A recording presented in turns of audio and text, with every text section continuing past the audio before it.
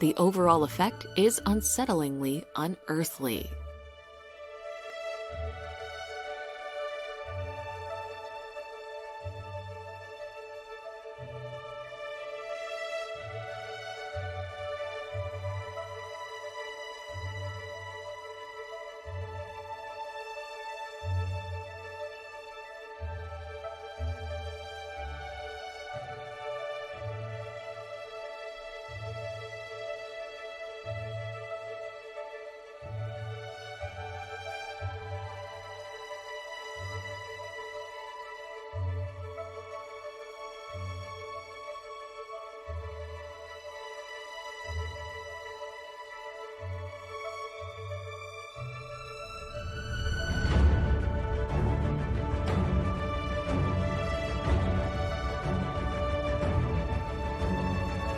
Number 5.